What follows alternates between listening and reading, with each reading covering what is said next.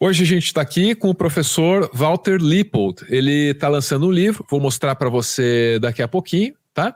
E vamos falar aqui sobre colonialismo, rapaz. Digital. A carga ideológica ela não é só reproduzir pelo conteúdo veiculado. A frame, a forma reproduz mais ideologia porque ela é mais sofisticada, você não está se dando conta ali.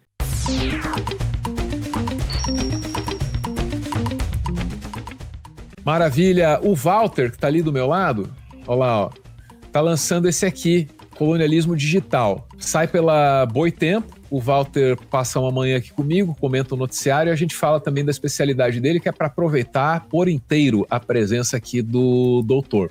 Queria ter um assunto aqui sobre o livro e tal, mas para assuntar, me permita trazer aqui o meu mentor espiritual, Paulo Leminski, direto do Pilarzinho em 1980 e sabe Deus o quê. Professor, isso que ele vai dizer, eu poderia dizer a respeito de mim, tenho certeza que na sua geração, na nossa aí também é a mesma coisa, saca só. Kazan não ensinou no Hercules Studio. Vamos falar aqui sobre cinema americano, quer ver? A impressão que eu não nasci na realidade, que eu nasci dentro do cinema americano. Tudo que eu sei da vida eu aprendi no cinema americano. A moral do comportamento de homem para homem eu aprendi nos Bang Bang com o John Wayne. Aquele lance de amigo é amigo, ou então você dá murro na cara e quebra o bar todo. O romance também eu aprendi no cinema americano, que romance tinha que ser aquela coisa com começo, meio e fim. As emoções mais importantes da vida são aquelas assim que são pura carne crua e as coisas têm que ser tecnicamente bem feitas. Então, o que ele está colocando pra gente é que você não pega só o entretenimento dessa galera, você pega um ethos, você pega um jeito moral de se encaminhar no mundo, você pega uma concepção da vida mesmo, né, cara? E aí quem é que ensina pro Paulo Leminski como é que ele tem que ser homem? É um pai dele? Não, cara, é o John Wayne, entendeu? Uma geração pra frente ali na do Walter, pra mim e tal, era o Rambo, bicho, né? E você não questiona isso, você passa a vida inteira sem perceber isso. Você implementa essa visão de mundo sem nem saber que tá implementando essa visão de mundo. Isso é um perigo, né? Contei pro Walter em outro corte aqui, de um vídeo mal sucedido que eu fiz, justamente por influência colonialista. Eu era adulto já, então a gente tem que se corrigir, a gente tem que se policiar. Para minha geração, isso sempre foi um problema terrível.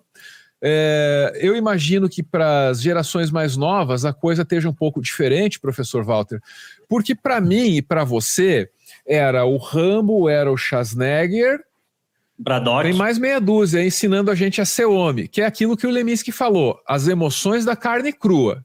A gente aprendeu essa lógica de um império belicista. É porrada, é bater o levou, eu vou te explodir. Entendeu? Esse foi o ethos masculino que me ensinaram. Não tem jeito, essa é a realidade, eu tenho que me aceitar assim. E eu carrego esses problemas, essas cicatrizes na alma. E para a juventude mais nova aí, sei lá, é diferente, né? O cara tem o filme americano em maioria, eu acho, mas aí já tem opções, tipo, tem um anime japonês. Para eu ver anime, outras professor... Estéticas.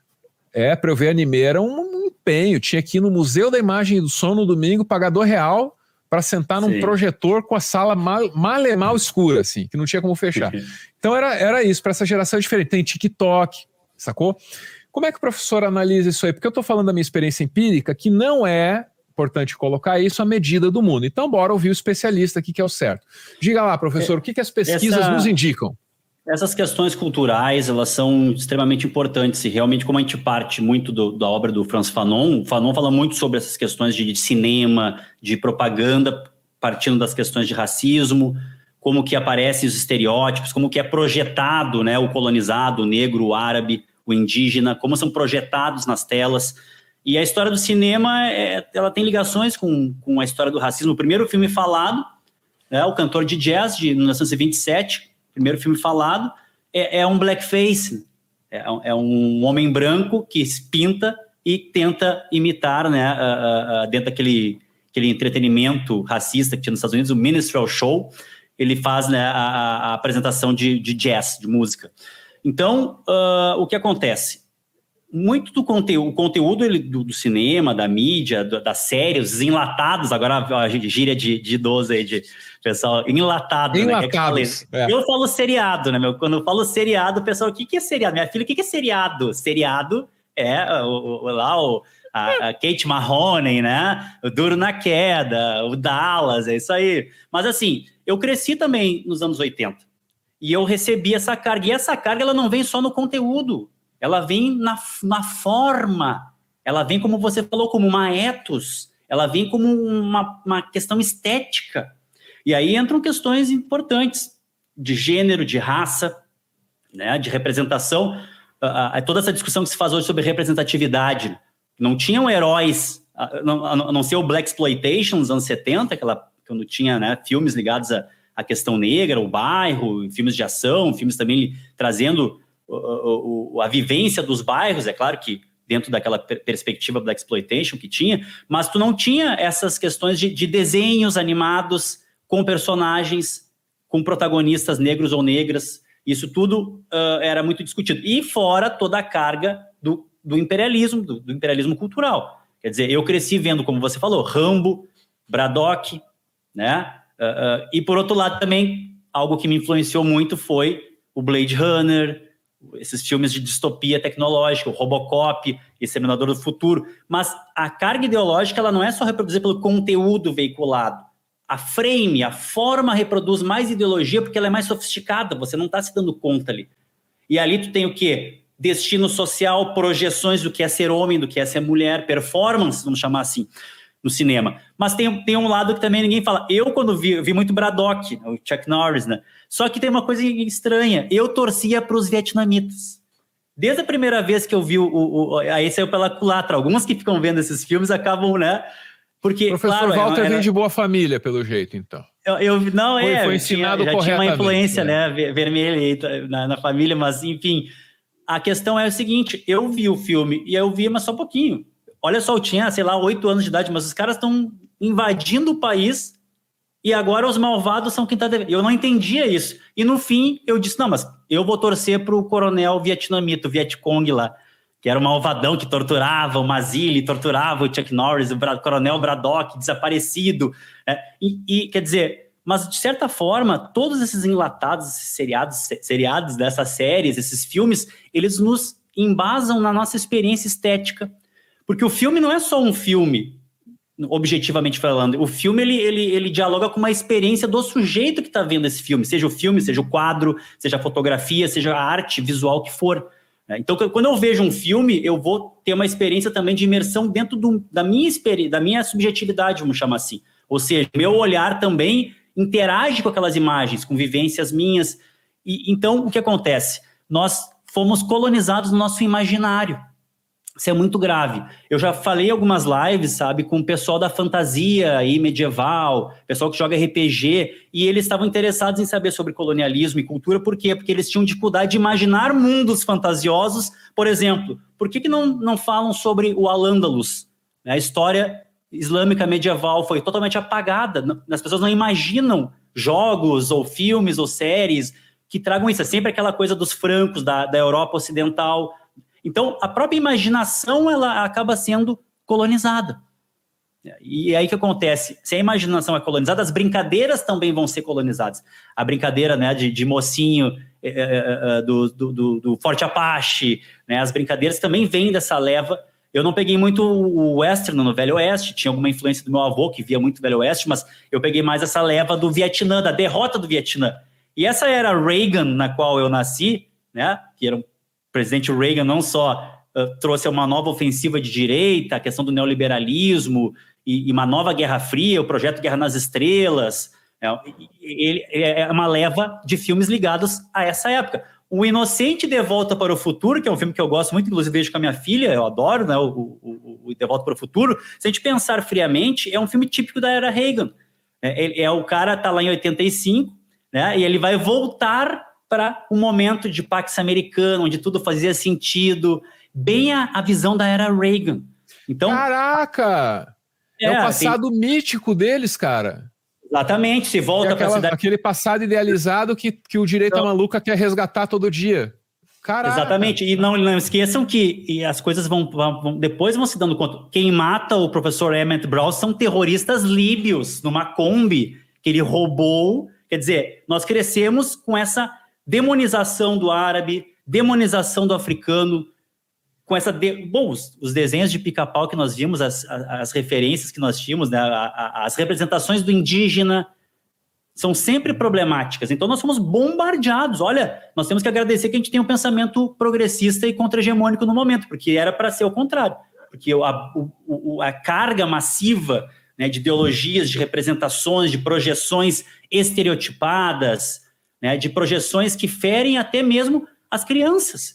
O Fanon chama isso de epidermação, quer dizer, a criança negra, a criança árabe, a criança indígena, desde pequena vai recebendo a estética branca, a beleza, né? São as princesas caucasianas, os heróis são brancos, e aí há uma, segundo Fanon, há uma analogia entre ser vencedor, ser herói, ser bonito, com ser branco. Então, é um processo terrivelmente violento, despersonalizante, que ataca as crianças na sua infância. Eu que sou professor de escola sei muito bem disso. A importância que é descolonizar também a imaginação. Poder imaginar um rei negro, um faraó, né, da Núbia, poder imaginar, né, essas questões todas que foram colonizadas pelo cinema hollywoodiano e que cumpriram também um papel, digamos que, de fábrica de influência. Quer dizer, eu cresci vendo o líbio como um terrorista, o líbio como um agente má que matou o Dr. Emmett Brown. Foi só na faculdade de História que eu fui estudar a história do norte da África que eu descobri que era a Líbia, etc. E, quer dizer, esses usos que se fazem, né, e isso cumpre um papel político.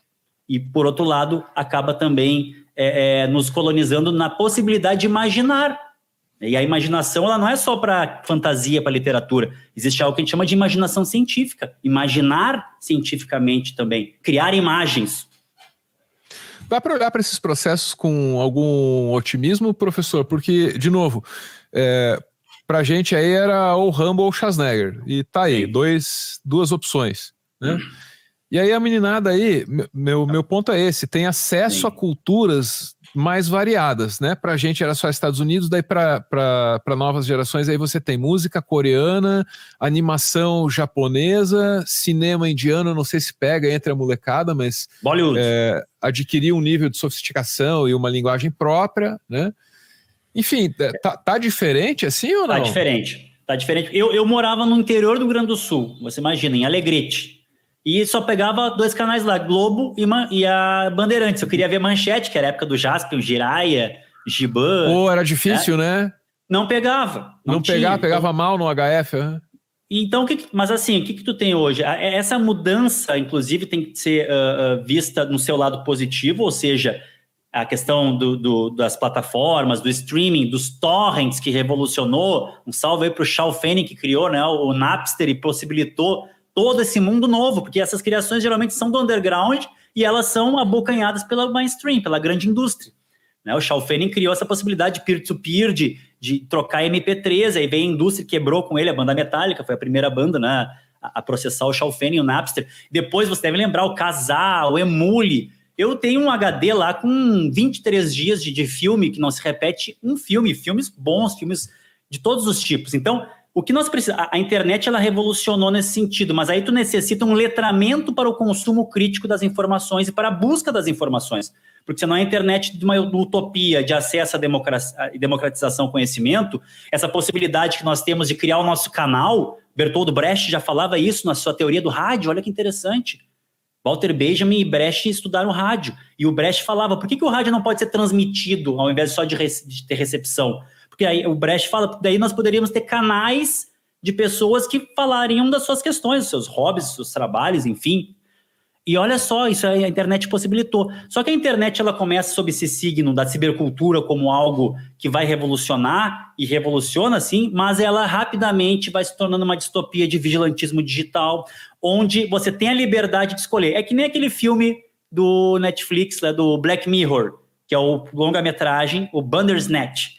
Não sei se vocês já viram esse filme ou jogaram esse filme. Narrativas interativas, é a área de pesquisa da minha esposa. É muito interessante ela aquele se interessa filme. muito Não só pelo Bandersnatch, mas pelo jogo que é referência do Bandersnatch é objeto de pesquisa dela. Eu não lembro agora. Que legal, olha que interessante. Isso aí te fala até, inclusive, a gente analisa esse filme no próprio livro, no Colonialismo Digital. Por quê? Porque ali a paranoia do personagem, do protagonista, um jovem programador, é essa. Tem alguém controlando o que eu faço. E, no caso, é você com o controle da Netflix ali, né? Tá controlando o filme, decidindo se ele deve tomar LSD ou não deve, se ele deve dar um cinzeiraço na cabeça do pai ou não. É bem violento, atenção, né? É pesado o filme. E aí o que acontece? Bem lembrado, professor. Só para avisar para o pessoal aí mais novo que o filme é pesadão, tem violência, tem droga, tem um monte de coisa, enfim, tem suicídio, enfim, cuidado, só para dar um alerta de gatilho aí. E aí é o seguinte, o que acontece? O filme fica jogando com essa perspectiva do livre-arbítrio. E é isso que nós temos que ver com cuidado, porque nós estamos num momento meio que de ressaca da internet, quem fala é Léo Foleto do Baixa Cultura, tá? O pessoal tem dito o seguinte, que nós viemos com aquela perspectiva transformadora de acesso ao conhecimento, da cibercultura, e ela descambou para um vigilantismo digital. E aí nós temos acesso ao que nós quisermos, seja com os streamings pagos, seja com os streamings aí, Piratex, enfim, você hoje tem acesso, mas muitas vezes continua a hegemonia de um inferno do igual, de uma cultura que vai se uniformizando pela questão da mercadoria, da venda, do consumo. O que acontece? Há hoje a possibilidade de nós acessarmos cultura japonesa, coreana, né, filmes africanos e outras perspectivas, outras narrativas, mas falta na escola nós ensinarmos os alunos a usar a internet de um modo inteligente. Como buscar, como discernir se é fake news ou não, como trabalhar, e para isso precisa o quê? Fazer uma formação de professores e pagar bem o professor para que ele possa estudar e se dedicar a isso. Então, me parece que nós não tínhamos muito acesso antigamente, a gente tinha que ver o que a Globo mandava, tinha que ver o que a SBT mandava, e aí a gente via aquilo e deu. Agora não, mas a reprodução do sistema hoje se dá mais pela forma, pela plataforma, ou seja, não importa mais se é conteúdo A ou B.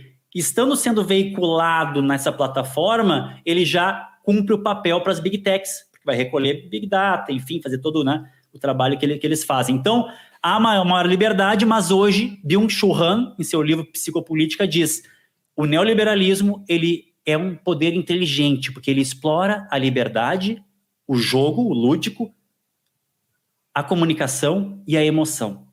Então, tem que ter cuidado, porque às vezes parece que nós temos mais liberdade de escolha, mas há ainda certos condicionamentos. Por isso que eu trouxe o filme Bandersnatch, do Black Mirror. Porque no final, sem dar muito spoiler, ocorre essa reflexão sobre teremos nós poder de escolha dentro do Netflix, dentro das plataformas em geral, ou será uma ilusão essa escolha?